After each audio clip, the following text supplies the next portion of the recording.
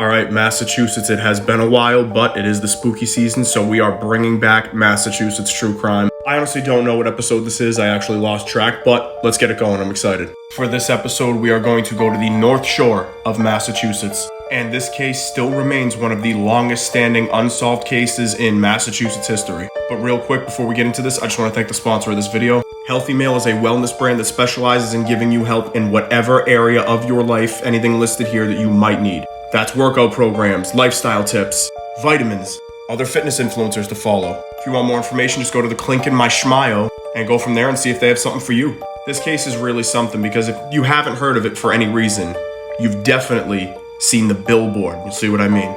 Most younger people in Massachusetts probably have no idea who this woman is.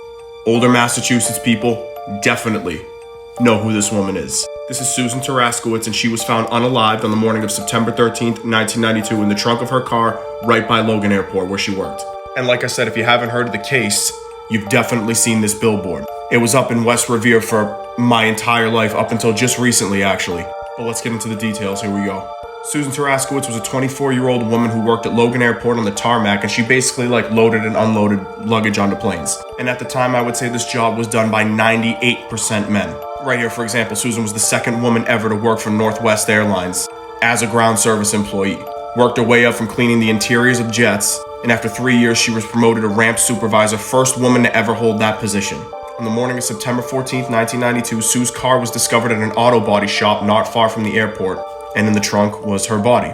She had been beaten and stabbed multiple times. There was no sign of a robbery or a grape, so her family assumed that she was the victim of a random crime at the time.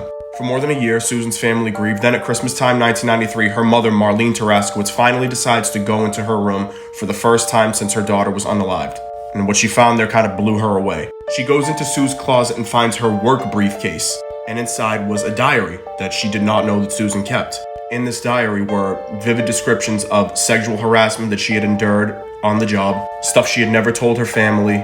Journal included examples of graffiti that was insulting, demeaning, lurid, that had been etched in the men's rooms at the airport and even in the cargo holds of the jets where she worked. And apparently she had this co-worker named Bobby who purposely dropped her radio on the floor. Her boyfriend went to confront the guy, and this guy just blew the whole thing off and then made threats and was an a-hole. She filed complaints to management of Northwest Airlines and her union, and almost little was done to stop the harassment. That would not have been the case today. She would have got justice. And this whole thing just reeks of sexist pigs just bothering this poor girl. September 12th, she was working the graveyard shift, volunteered to go grab sandwiches for the crew, never came back. No one reports her missing for a day and a half. And apparently the feds were investigating some of her co-workers that were operating a stolen credit card ring out of Logan Airport. Just a wild story.